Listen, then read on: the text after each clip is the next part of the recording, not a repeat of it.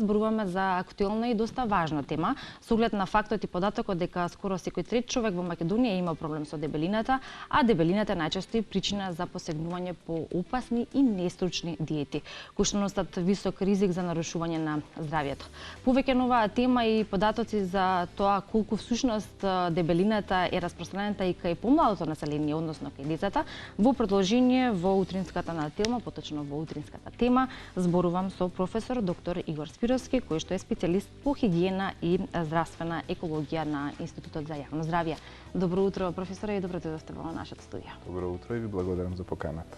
Зборуваме за тема која што е особено важна да допре до пошироката јавност, особено заради тоа што Македонија полека станува нација на дебелината, поточно дебела нацијата, така како може да се изразиме, со оглед на тоа што гојазноста е една причина или фактор плюс за нарушување на здравјето.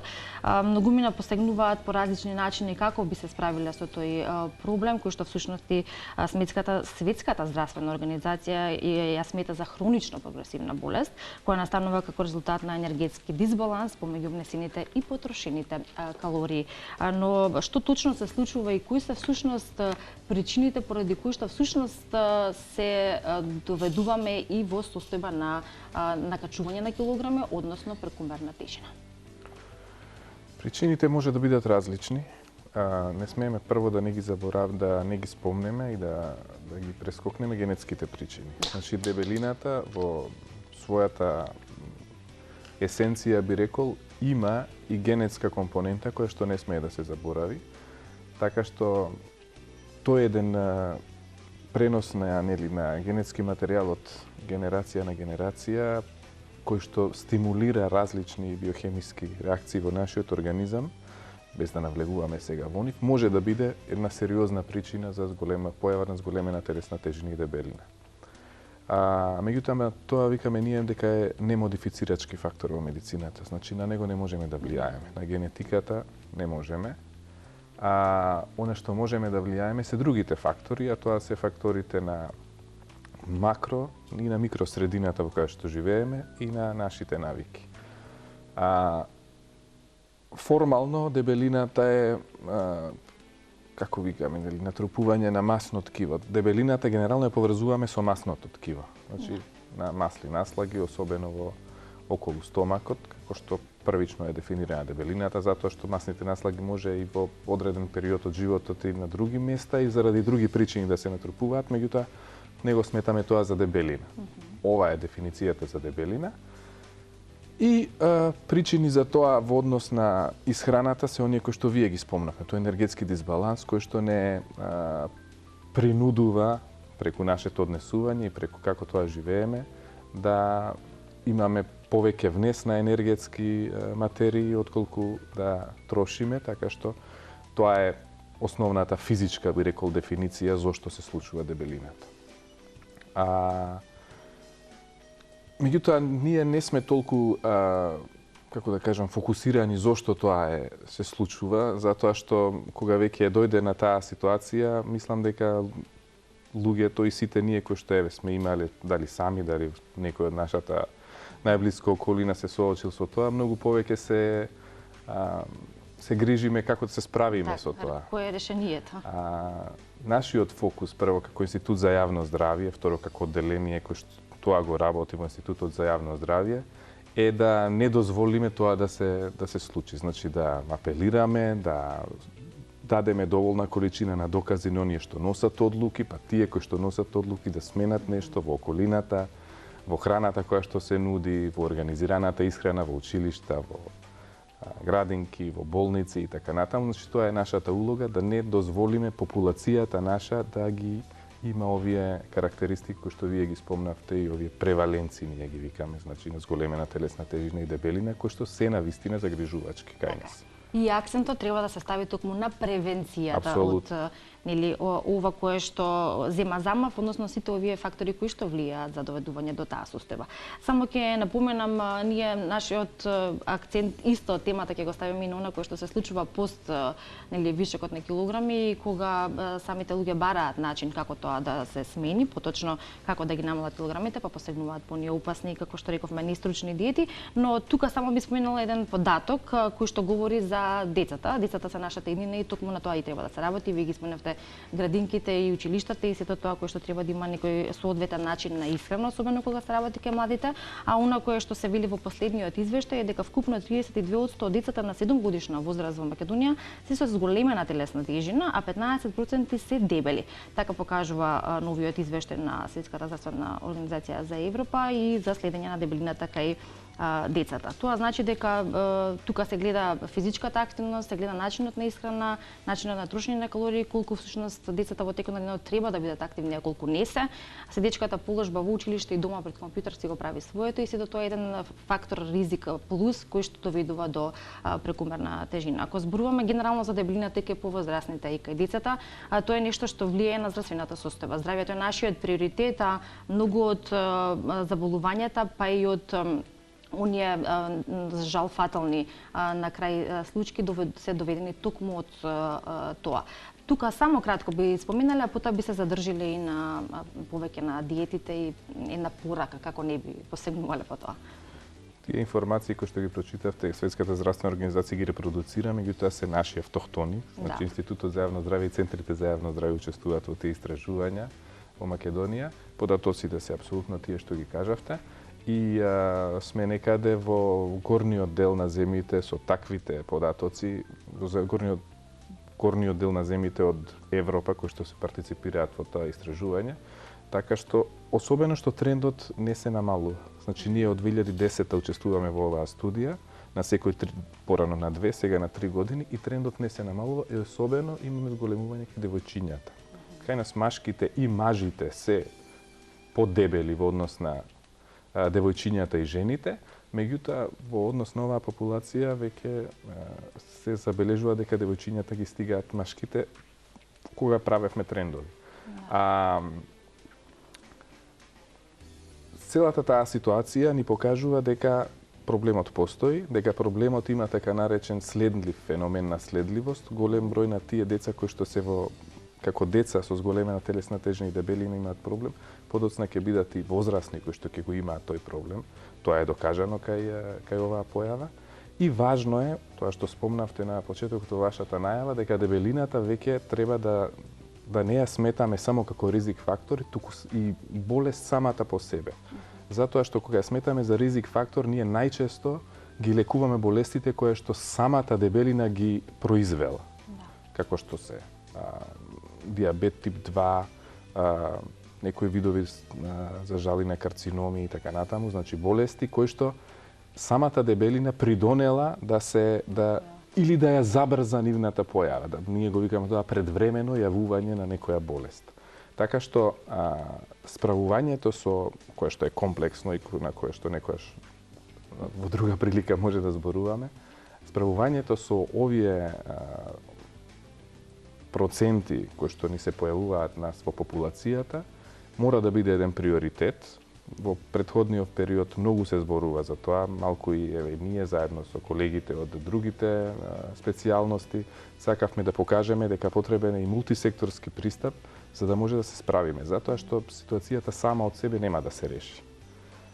Никој од земјите кои што успеале да го променат тој тренд, да го намалат, или да почне да се намалува трендот на зголемена телесна тежина и кај деца и кај возрастни, не се направило тоа само од себе. Значи, тие посегнале кон малку похрабри чекори, за да може да проблемот да почне да, ако не се намалува, барем да достигне, викаме, плато, да не се зголемува. Ние се уште не сме во таа фаза и јас уште еднаш апелирам освен од медицински аспект, ова треба малку и од општествени повеќе акции да вклучи и пак ќе речеме од повеќе сектори, не само здравствени. Така е. Едукативниот пристап е особено важен како би се едуцирали најмладите за тоа што е правилно, а што е неправилно и што е тоа кое што тие во текот и на едно секојдневие би требало да го конзумираат, наспроти оно кое што се случува, го гледаме на секој чекор практично брзата храна, газираните пијалоци преполни со шеќери и така натака голем број производи кои што и не треба да ги конзумираат.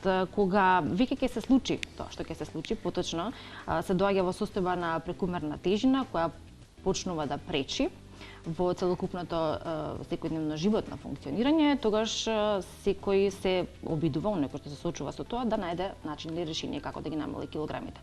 Ако велиме разновидна исхрана и здрава исхрана и физичка активност, која што не ја практикуваат толку, се постигнува по нешто што треба да биде брзо, односно со брзи ефекти.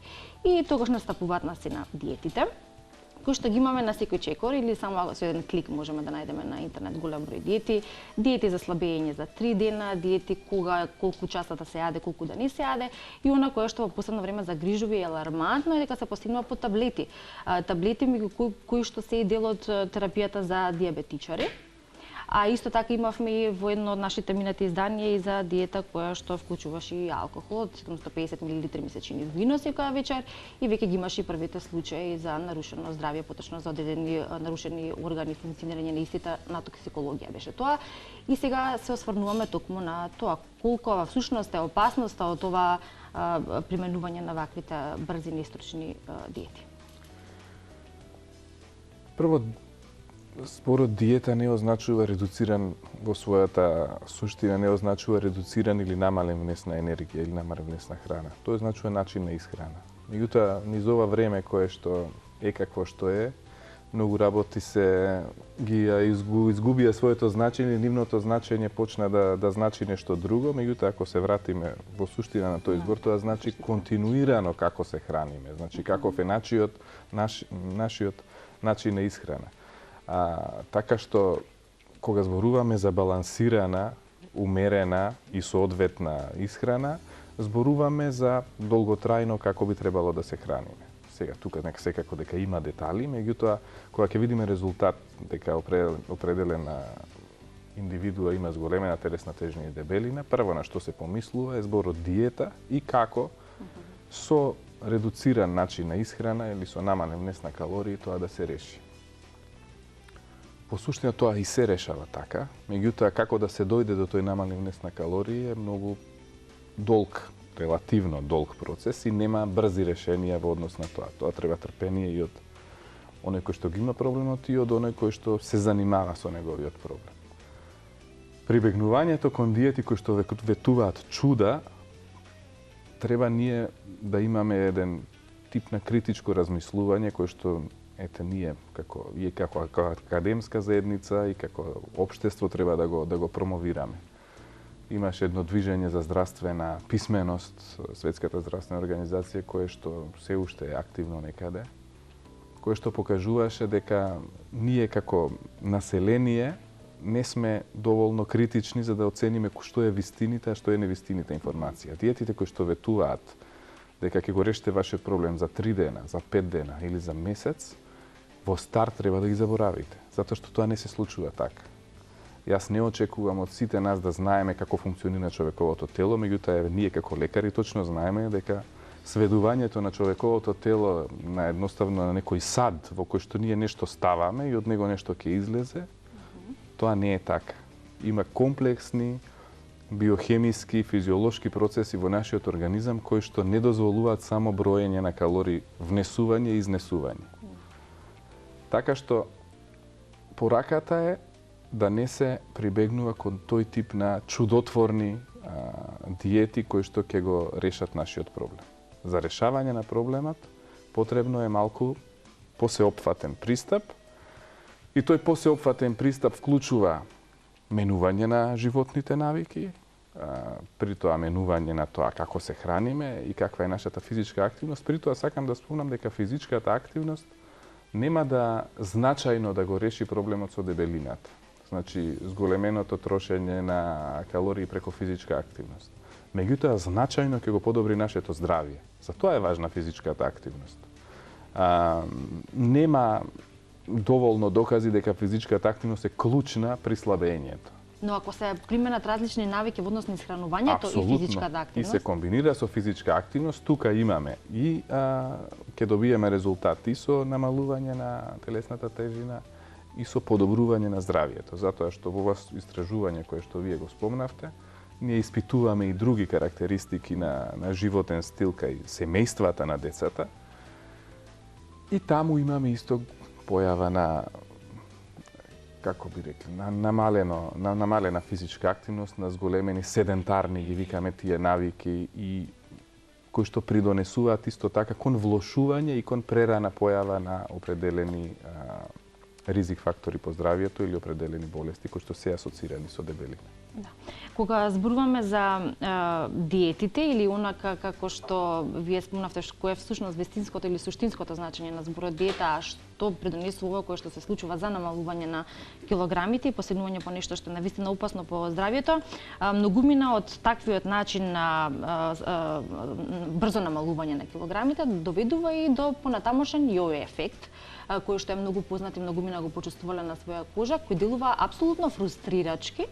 Да, понатака не само што ќе се случи тој ефект, туку и да може да се накачат и килограми плюс. Веројатно вие со вашето долгогодишно искуство и работа и во институтот имате такви примери, па можеме и во тој дел да апелираме или информираме. Точно тоа е заборавањето на комплексните механизми на кои што екзистираат во нашиот организам, совршен би рекол организам, кога ќе ги вака дури здраворазумски ќе размислите на колку на микро ниво се случуваат реакции во нашиот организам, ќе сватиме дека тоа не смееме да го заборавиме кога ние ќе прибегнуваме кон определени нивоа на исхрана или со редуциран внес на калории или диети, како што ги нарекуваме. Значи, нашиот организам настојува да ја одржи по секоја цена ситуацијата во која што се наоѓа. Значи, најудобно на нашето тело му е во онаа ситуација во која што е. Макар и таа ситуација да биде зголемена телесна тежина и дебелина, затоа што има воспоставено еден еквилибриум во таа ситуација. Кога вие ќе го натерате тоа тело да промени нешто, тоа со сите сили ќе сака да ја врати претходната ситуација, се додека не се навикне на новата ситуација. Во тој период додека да се навикне телото на новата ситуација, која што за нас е подобра, која што значи подобро и физичко и ментално здравје, има големи шанси да не издржиме и да се предадеме на тоа што телото го бара од нас, а телото, додека не ги воспостави тие хормонални еквилибриуми и соодноси во нашиот организам, телото ќе настојува да се врати во претходната ситуација. Така што тие моменти на јо-јо ефект кои што ги спомнавте, точно се резултат на тоа, на се уште невоспоставени поврзаности во нашето тело преку хормоните и преку ендокриниот систем на новата ситуација. Кога ќе се воспостават тие, тогаш имаме одржливост на она што сме го постигнале преку промената на животниот стил, преку промената на исхраната, преку зголемена физичка активност и така натаму. Да, значи ќе имаме успех само тогаш. Значи бара еден тип време. Време, апсолутно бара време. Да.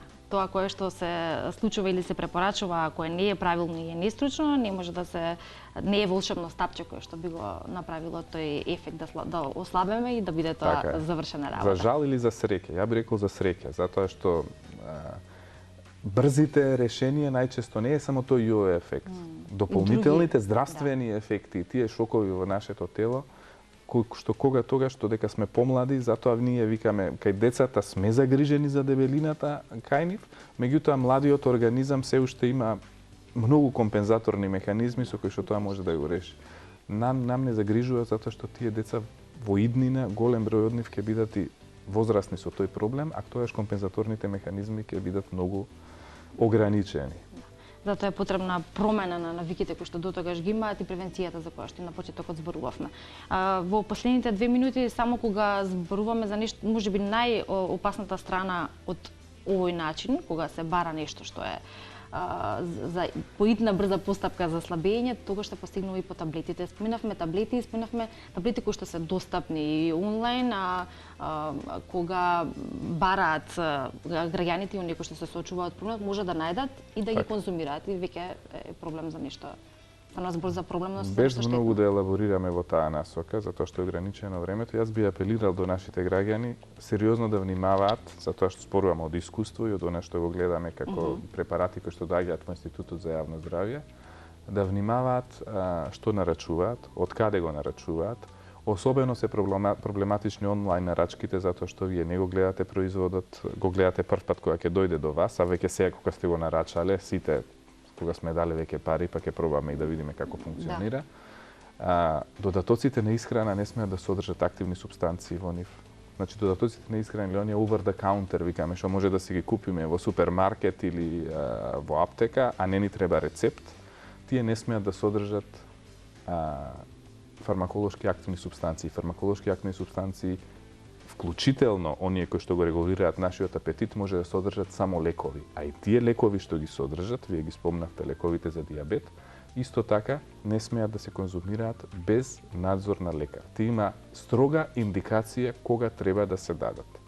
Не може да се консумираат како лек за намалување на зголемена телесна тежина и дебелина, кога истите се лек за одржување на болеста која што ја имаме во контролирана фаза, односно дијабетот да биде контролиран. Тоа е лекот, не знам дали беше семиглутидот или лираглутидот, меѓутоа и двата се лекови за дијабет и не се лекови за намалување на зголемена телесна тежина и дебелина.